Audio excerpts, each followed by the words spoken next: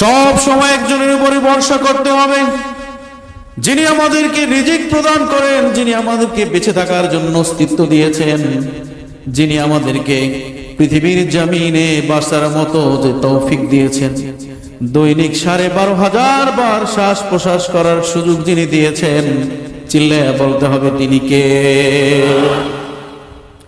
তিনি আর কেউ নন, তিনি আমাদের রব, তিনি আমাদের মাবুদ, তিনি আল্লাহ। তিনি পৃথিবীর মধ্যে বাঁচার মতো আমাদেরকে সুযোগ করে দিয়েছেন। একটাবার চিন্তা করলে দেখতে পারবেন আল্লাহ রাব্বুল আলামিন আমাদেরকে মানুষ না বানিয়ে অন্য কোনো প্রাণীও বানাতে পারতো। বলেন ঠিক কিনা? পারতো কি পারতো না? আমাদেরকে বোবা প্রাণী বানাতে পারতো।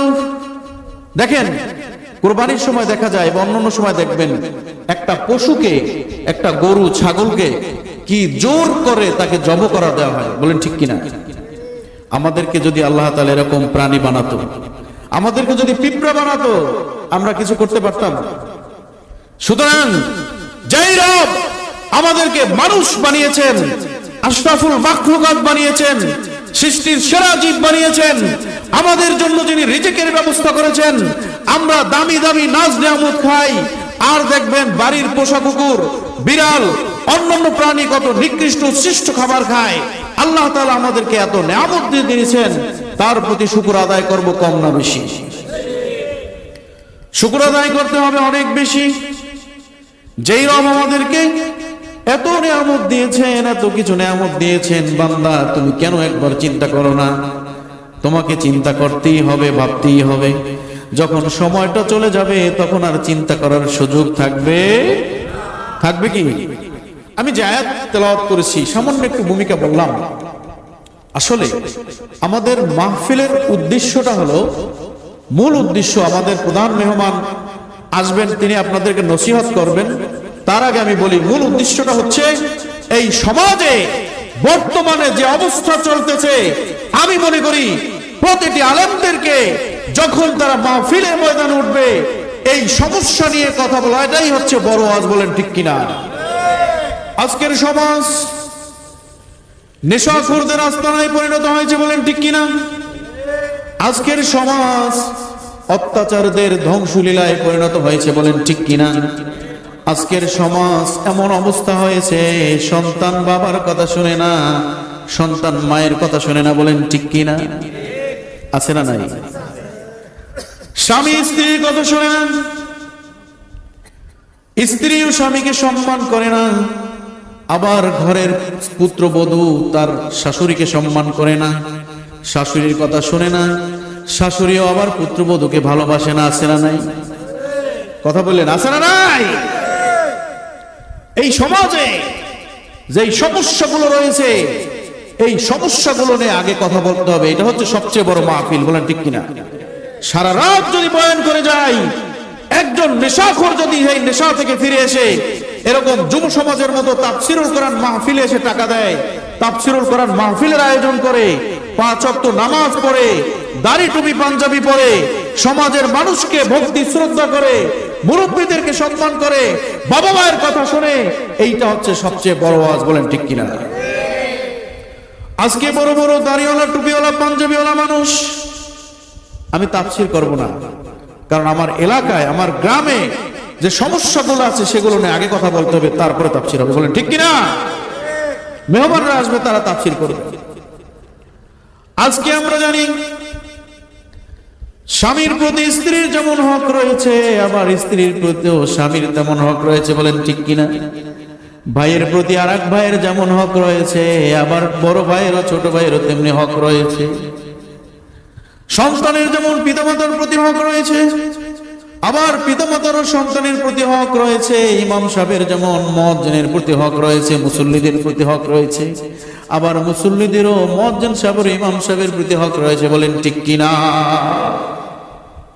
একইভাবে আমি এখন বক্তা, আমার প্রতি যেমন আপনাদের হক রয়েছে, আবার আপনাদের প্রতিও আমার হক রয়েছে। এখন আসি, সব হক নিয়ে একসাথে আলোচনা করব না, শুধুমাত্র প্রধান 2-3টা বিষয় নিয়ে আলোচনা করব।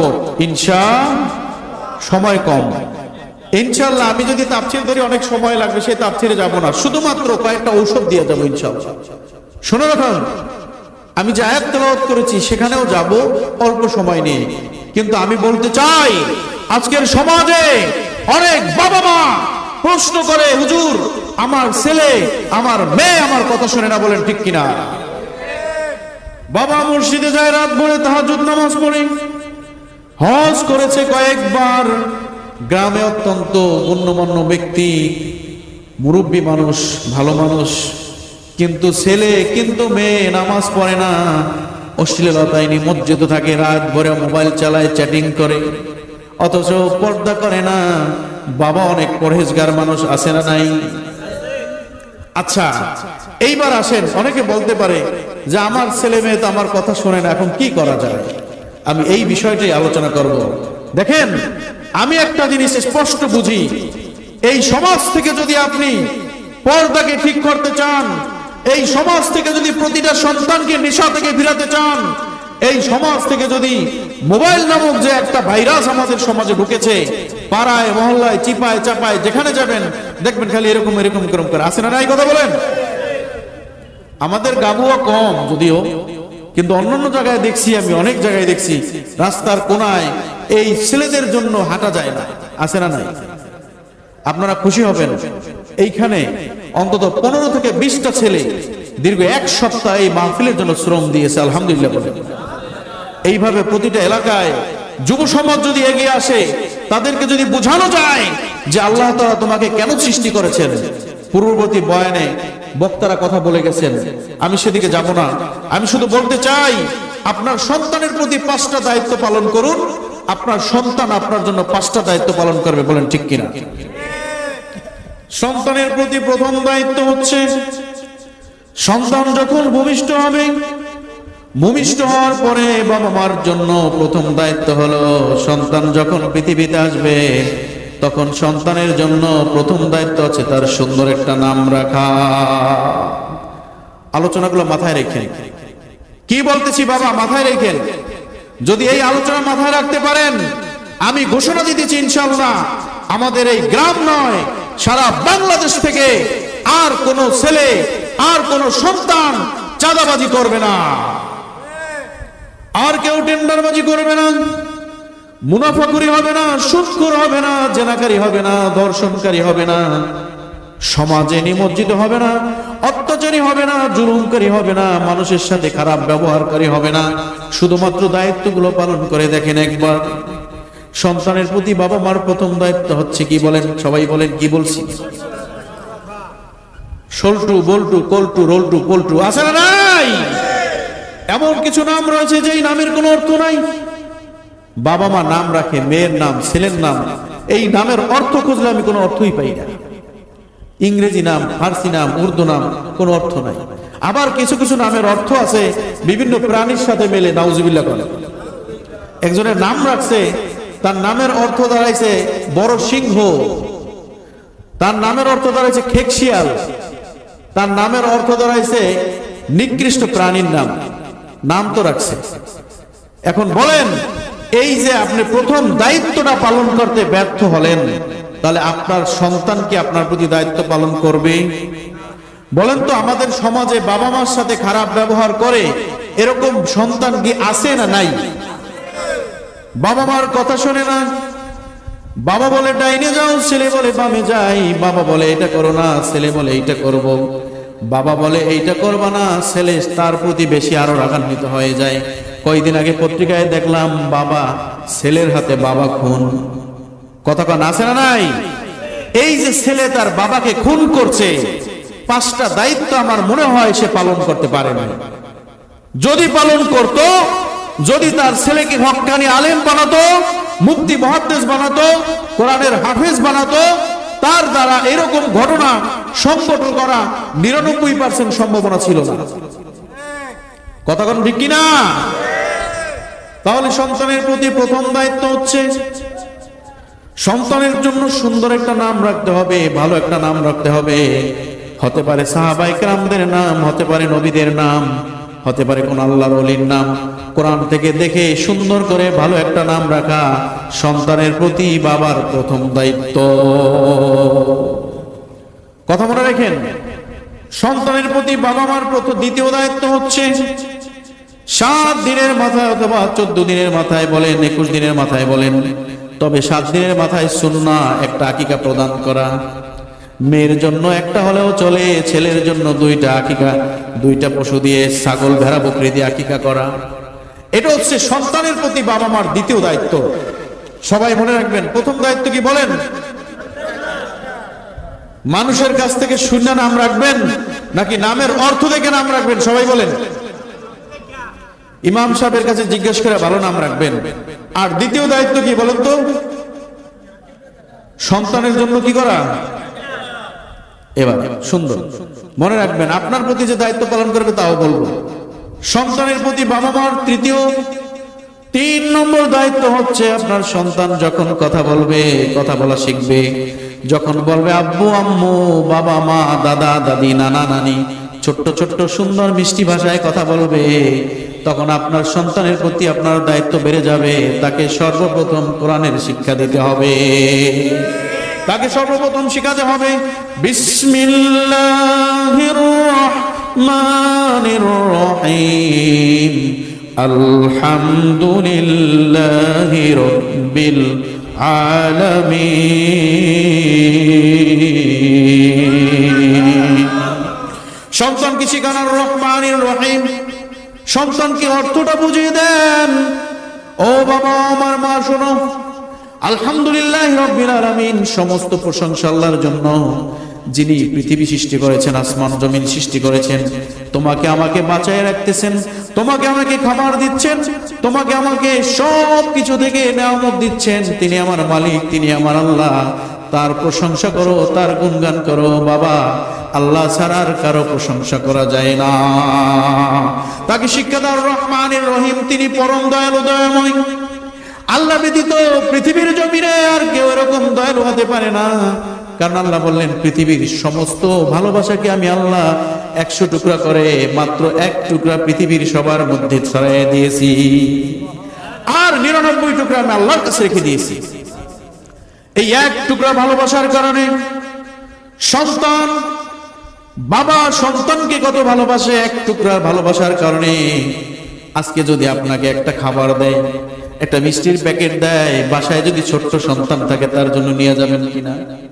কথা বলেন, নেবেন কিনা? কত ভালোবাসা!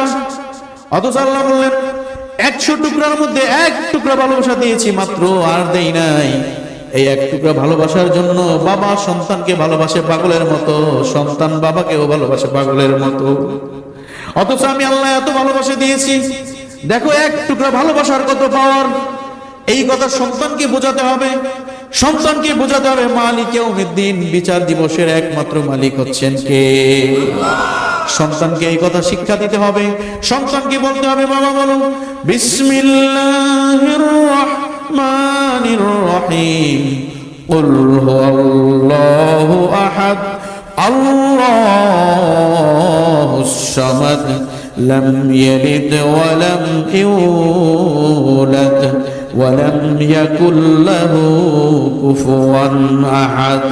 আল্লাহু আকবার। সন্তানকে শিখাও কুল হুয়াল্লাহু আহাদ, সন্তানকে শিখাও আল্লাহ এক, আল্লাহ ব্যতীত কোনো মাবুদ নাই।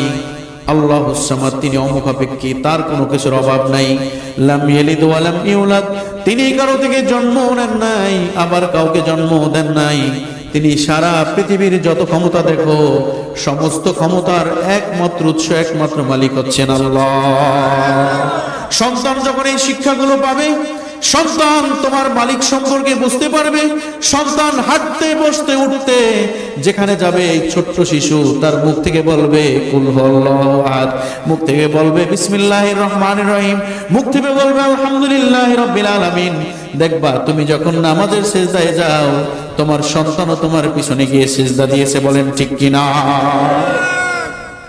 আমাদের দেশে কিছু হতভাগা মানুষ আছে, কিছু কপাল পোড়া মানুষ আছে, দেখবেন সন্ধ্যার সময় টিভিটা ছাইরা রইছে, আছে না নাই?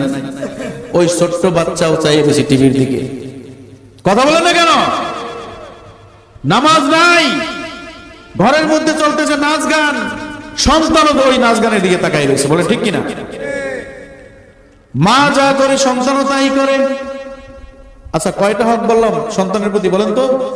মুখস্থ করে যাবেন। আমি আগেই বলছি এটা আমার এলাকা, আমি এখানে তাফসীর করব না। আমি এখানে গুরুত্বপূর্ণ কিছু সমস্যার কথা বলবো, যে সমস্যাগুলো যদি মানতে পারেন, আপনার স্ত্রীর পেট থেকে আবার দ্বিতীয়বার আব্দুল কাদের জিলানী জন্মগ্রহণ করতে পারে। আপনার স্ত্রীর গর্ভ থেকে আবার আল্লাহর ওলি বের হবে, আবার চরমনায়ের মরহুম পীর সাহেবের মতো ফজলুল করিম বের হবে, বলেন ঠিক কিনা? আবার সারসিনার আবু সালেহ বের হবে, আবার কায়েদ সাহেবের মতো বড় আল্লাহর ওলি আপনার স্ত্রীর পেট থেকে বের হয়ে যাবে। কয়টা হক বললাম? তিনটা হয়ে গেছে। চতুর্থ হকটা কি? চতুর্থ হক কি? এবার যখন সন্তান আরো বড় হচ্ছে, সন্তানকে প্রাথমিক শিক্ষাটা আপনাকে দিতে হবে। প্রাথমিক শিক্ষা তো বললাম, আলিফ বা শিখাবেন, জোড়া শব্দ শিখাবেন, সূরা ফাতিহা, সূরা কাউসার 10টা সূরা শিখাবেন, দোয়া কালাম শিখাবেন, পারলে হুজুরের কাছে পাঠাবেন, শিক্ষা দিবেন। চতুর্থ নম্বর শিক্ষা হলো, আপনার সন্তান যখন একটু বড় হবে তখন তাকে বোঝাতে হবে, বাবা 5 ওয়াক্ত নামাজ তোমার জন্য ফরজ করেছেন কে? আল্লাহ রাব্বুল আলামিনের প্রিয় হাবিব মুহাম্মদুর রাসূলুল্লাহ সাল্লাল্লাহু আলাইহি ওয়াসাল্লাম যখন মেরাজে গেলেন, আল্লাহ রাব্বুল আলামিন তাকে 3টা পুরস্কার দিলেন। বলেন কয়টা? এর মধ্যে প্রথম পুরস্কার হলো আল্লাহ রাব্বুল আলামিন তার হাবিবকে প্রথম পুরস্কার দিয়েছেন 50 ওয়াক্ত নামাজ। বলেন ঠিক কিনা? এই 50 ওয়াক্ত নামাজ, সেই ঘটনা বলবো না। মুসা কালিমুল্লাহর সাথে দেখা হওয়ার পরে 9 বারের আসা যাওয়ায় 5 ওয়াক্ত নামাজ যখন ফরজ করা হয়েছে, কয়েক এই 5 ওয়াক্ত নামাজ সন্তানকে বোঝাতে হবে। এই 5 ওয়াক্ত নামাজের জন্য, এই 5 ওয়াক্ত নামাজ প্রতিষ্ঠার জন্য আল্লাহ রাব্বুল আলামিনের হাবিব মুহাম্মদুর রাসূলুল্লাহ সশরীরে একটা নয়, দুইটা নয়, কমপক্ষে 27টা যুদ্ধে অংশগ্রহণ করেছিলেন। বলেন ঠিক কিনা? এই নামাজকে প্রতিষ্ঠা করার জন্য কত সাহাবী নিজের বুকের তাজা রক্ত ঢেলে দিয়েছেন উহুদের যুদ্ধে, কত সাহাবী নিজের তাজা রক্ত ঢেলে দিয়েছেন বদরের প্রান্তরে।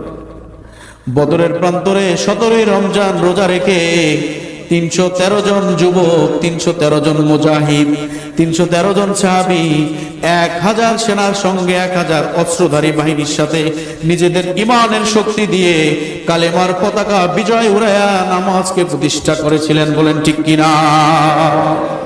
শুধু বদরের যুদ্ধ নয়, উহুদের যুদ্ধে, খন্দকের যুদ্ধে, নাহরানের যুদ্ধে, ইয়ারমুকের যুদ্ধে, এরকম 50-এর অধিক যুদ্ধে অংশগ্রহণ করে কাফেরদেরকে জাহান্নামের মধ্যে, জাহান্নামের প্রান্তরে পাঠায়া দুনিয়ার জমিনে কালেমার পতাকাকে উড়ায়া এই নামাজকে প্রতিষ্ঠা করার জন্য নিজেদের জীবনটাকে বিলিয়ে দিয়েছিলেন। বলেন ঠিক কিনা?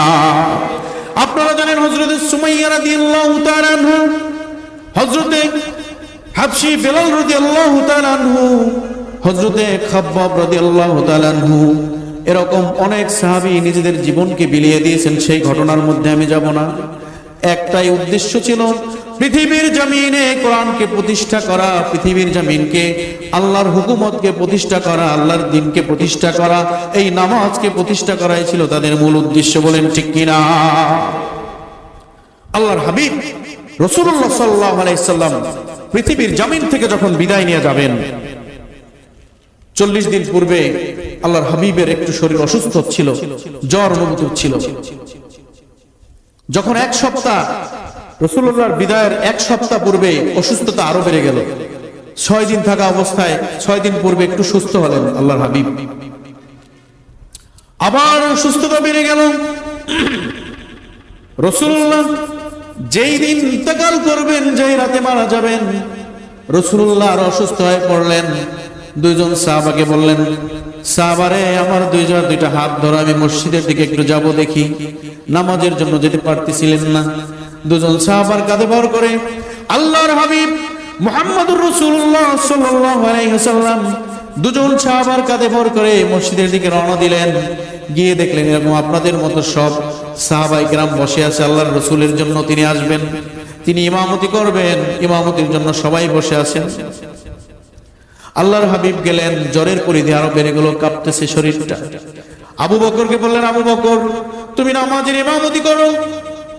আমি অসুস্থ, আমি দাঁড়াতে পারতেছি না, আমি আজকে সচক্ষে দেখব আমি নবী মুহাম্মদ দুনিয়ার জমিনে যদি না থাকি, আমি নবী মুহাম্মদ পৃথিবীর জমিনে যদি না থাকি, আমার মৃত্যুর পরে কেমন করে পৃথিবীর মধ্যে জামাত প্রতিষ্ঠা হয়।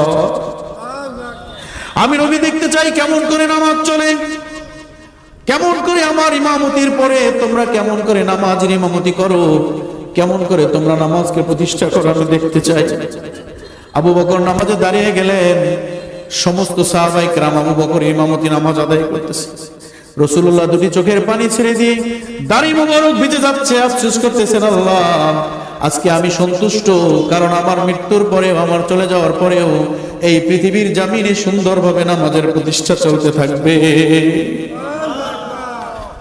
রাসূলুল্লাহ দুনিয়ার জমিন থেকে বিদায় নিয়ে যাবেন।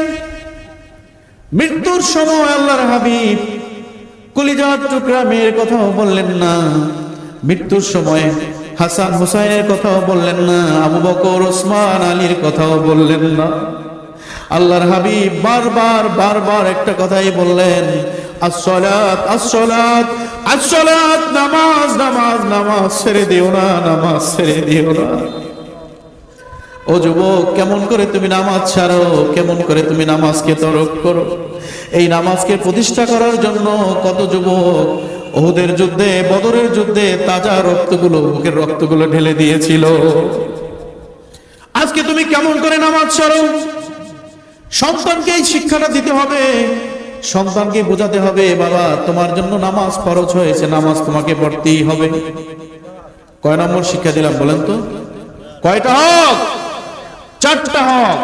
রাসূলুল্লাহ বলেছেন, সন্তান যদি নামাজের কথা বললেও সে নামাজ পড়তে না চায়, আবার তাকে বলো, আবার তাকে বোঝাও, প্রয়োজনে তাকে অল্প অল্প প্রহার করো, কড়া কথা বলো, তারপরও নামাজ তাকে পড়তেই হবে। বলেন ঠিক কিনা? আমাদের দেশে এমন কেউ আছে না নাই, সন্তান নামাজ পড়ে না, বাবা পড়ে? কথা কন। এখন আমার চাচারা কইবে, আমার কথা তো আর শুনবে না, কারণ হ্যার কামাই খাই। এখানে সবাই আমার আপনজন, সুতরাং এই কথা বলতে আমার দোষ না। কি আমার চাচারা বলবে কি? চেয়ারম্যান সাহেব কি বলবে? আমার চাচারা বলবে যে আমার কথা তো শুনবে না, কারণ এখন কামাই। আবার অনেক চাচা এটাও বলে যে ছেলে বড় অফিসার, কয় বাবা কয় কি, কয় আমার পোলায় বড় চাকরি করে, বেতন ধরা লাগে না। এই মেয়ে কথা কন না কে? বেতন কি করা লাগে না? তো খাই কি? হাওয়া বাতাস খায়, তাই না? কথা কন কি খায়? ঘুষ খায়। চাচা যান সুন্দর পাঞ্জাবি পরে তেলিখালি স্টানে আসে, পাঞ্জাবিটার দাম 1000-2000 টাকা। কিসের টাকা? কথা কন। বেতন ধরা লাগে না, খাই কি? চাচা যান তুমি বড় পাঞ্জাবি পরলাম, মাস শেষে বড় অ্যামাউন্টের টাকা তুমি নিলা তোমার সন্তানের কাছ থেকে, সেই টাকা দিয়ে মুছ মারতেছো, বড় বড় মাছ কিনা খাইতেছো, আবার বড় দাড়ি টুপি রাখা পাঞ্জাবি পয়রা রুমালটা মুড়া দিয়া মসজিদে গিয়া তাহাজ্জুদ নামাজ পড়তেছো। এইবার বলো চাচা, তোমার ইবাদত কতটুকু সহি হচ্ছে? কোনদিন কি জিজ্ঞেস করেছো, বাবা আমি একজন মুসল্লি মানুষ, আমি তোমার ঘুষের টাকা খেতে পারবো না, যদি হালাল টাকা আমাকে খাওয়াতে পারো আমি খাবো, আমি ঘুষের টাকা খাবো না? কোনোদিন জিজ্ঞাসা করো নাই? সন্তানকে কোনোদিন বলো নাই? আরো গর্ব করে বলো, আমার পোলার কি লাগে না, বেতন ধরা। এই শুনেন, আমাদের এলাকায় কিন্তু এবার এগুলো নাই। আমার গাবুয়া এই ধরনের লোক নাই, আমি বলতে পারি নাই। আমাদের গাবুয়া এই ধরনের লোক, মাসের যেই পোলায় বেশি টাকা দিতে পারে ওই পোলার গুণগান চাচার কাছে সবচাইতে বেশি। যেই ছেলে বেশি টাকা দেয় তার স্ত্রীও শ্বশুর শাশুড়ির কাছে বেশি ভালো। কথা কয় না? আর যেই পোলা কোম্পানির চাকরি করে 10,000 টাকা বেতন পায়, সারাদিন রোদে খাটে, একটা টাকাও হারাম নাই, 1000 টাকা দিতে পারে, 2000 টাকা দিতে পারে, ওই পোলা কি বেয়াদব? ওই পোলা ভালো না। ওই পোলার শ্বশুর শাশুড়ি আসলে খেদমত হয় না, ওই পোলার স্ত্রীকে দিয়া বাড়ির কাজ সব করানো হয়। বলেন ঠিক কিনা? আমার বাবাজিগো আজকে মলম দিয়া যাবো, অসুবিধা নাই, আমি তো আর বলাই যাবো না, আমার ধরলে অসুবিধা হইবে না, কিন্তু দূরের বক্তারা এগুলো বললে এখন অসুবিধা আছে। রাস্তা দিয়ে আমার বাবা চাচারাও ধরতে পারে, এই না দাঁড়ান, এইসব কথা কয়ে গেছেন। এই মলম দেব, ওষুধ একটু পরে সুস্থ হয়ে যাবে, কথা কন। আজকে থেকে এরাদা করতে হবে, ঘুষখোর যারা রয়েছে তাদের সাথে মুমিনের কোন সম্পর্ক থাকতে পারে, সুদখোরের সাথে মুমিনের কোন সম্পর্ক থাকতে, চাঁদাবাজ, টেন্ডারবাজ, জুলুমকারীর সাথে মুমিনের কোন সম্পর্ক। আল্লাহ রাব্বুল আলামিন বলেন, হুদাল লিল মুত্তাকিন আল্লাযীনা ইউমিনুনা বিল গায়বি ওয়া ইউকিমুনাস সালাতা ওয়া মিম্মা রাযাকনাহুম ইউনফিকুন والذين يؤمنون بما أنزل إليك وما أنزل من قبلك وبالآخرة هم يوقنون أولئك على هدى من ربهم وأولئك هم المفلحون।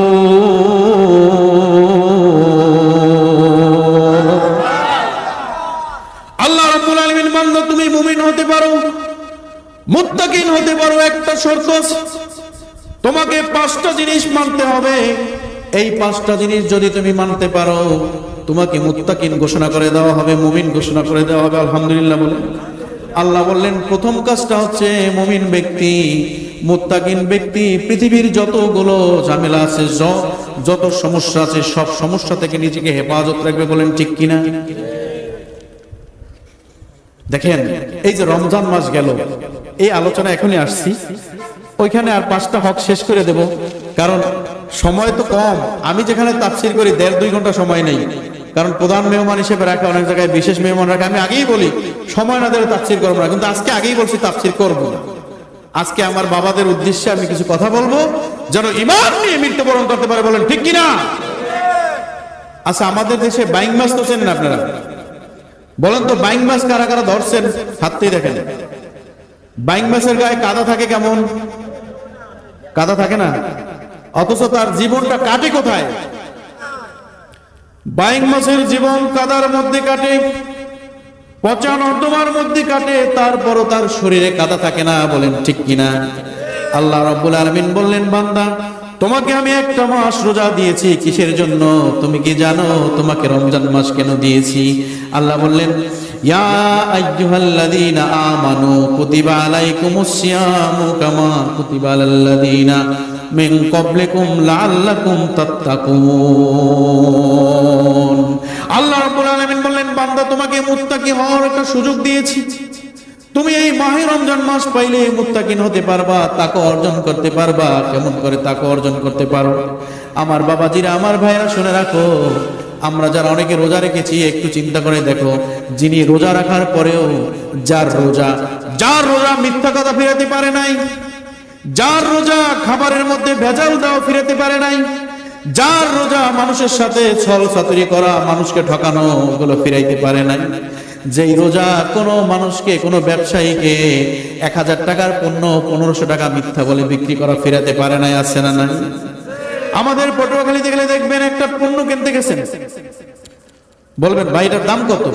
1000 টাকা। ভাই এটা তো 1500 টাকা আমার কেনা, অথচ রোজাদার। সুতরাং যেই রোজাদার মিথ্যা বলে কেনা বেচা করেছে, যেই রোজাদার মিথ্যা বলে বিক্রি করেছে, মানুষকে ঠকিয়েছে, মিথ্যা কথা বলেছে, এই রোজাদারের রোজার কোনো মূল্য নাই। বলেন ঠিক কিনা? কারণ তার রোজা তাকে তাকওয়াবান অর্জন করতে পারে নাই, তাকওয়া বানাইতে পারে নাই। আল্লাহ বললেন, রোজা তোমাকে তাকওয়াবান বানাবে। কারণ তুমি যদি রোজা রাখো, তুমি চিন্তা করবা, আরে আমি মিথ্যা কথা বলতে পারবো না, কারণ আমি রোজাদার। সুতরাং তুমি যদি দীর্ঘ একটা মাস মিথ্যা বলা ছেড়ে দাও, আগামী 11টা মাস তোমার অভ্যাস হয়ে যাবে, মিথ্যা তুমি বলতে পারবা না। তুমি যদি খাবারের ভেজাল দাও, তুমি চিন্তা করবা, আরে দুধের মধ্যে পানি মিশায়, আছে না নাই? খাবারের মধ্যে ভেজাল দেয়, আছে না নাই? কিন্তু ওই লোক যদি চিন্তা করে, আরে আমি তো রোজাদার, আমি কোনোদিন দুধের মধ্যে পানি মিশাতে পারবো না, আমি খাবারের মধ্যে ভেজাল দিতে পারবো না, এইটা যদি উনি করতে পারে তাহলে তিনি তাকওয়াবান, বলেন ঠিক কিনা? এই জন্য শুধু লম্বা দাড়ি টুপি পাঞ্জাবি পরলেই তাকওয়াবান হয়